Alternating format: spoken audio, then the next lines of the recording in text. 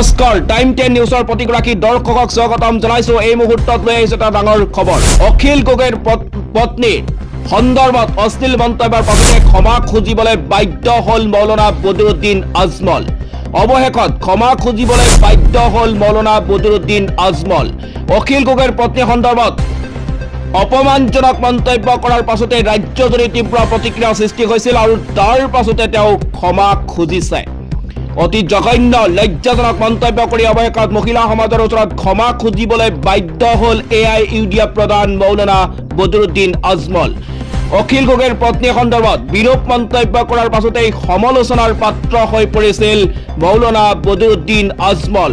বিভিন্নজনে আজমলক কঠোৰ সমালোচনা কৰাৰ লগতে জাতীয় নাৰী বাহিনীয়ে দাখিল কৰিছিল এজাহাৰ। আৰু তাৰ পাছতে সোমবাৰে এক ভিডিঅ' বাৰ্তাৰ জৰিয়তে আজমলে তেওঁ কৰা মন্তব্যৰ বাবে ক্ষমা খুজিছে।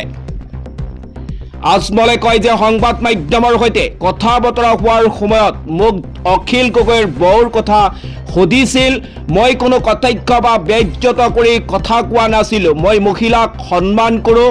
আমাৰ বিদ্যালয় বা কলেজত হাজাৰ হাজাৰ মহিলাই অধ্যয়ন কৰে, গতিকে সমগ্ৰ পৃথিৱীয়ে জানে মই মহিলাক কিমান সন্মান কৰোঁ।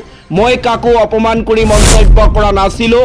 লগতে তেওঁ কয় যে মিডিয়াৰ মানুহে মই কোৱা কথাটো ইচ্ছু বনাই পেলাইছে। কিয় এয়া কৰিছে মই নাজানো। যদি অখিল গগৈৰ পত্নী বা কোনো মহিলাই মই কৰা মন্তব্যৰ বাবে দুখ পাইছে তেন্তে মই সকলোৰে ওচৰত ক্ষমা বিচাৰিছোঁ। ইয়াৰ বাবে মোৰ লাজ নালাগে। যদি কাৰোবাৰ মনত আঘাত দিছোঁ তেন্তে ক্ষমা কৰি দিয়ক। দৰকাৰ হ'লে মই 10 বাৰ ক্ষমা খুজিম, কিন্তু এই ইচ্ছাটো ইয়াতে বন্ধ কৰক বুলি মৌলানা বদৰুদ্দিন আজমলে কৈছে।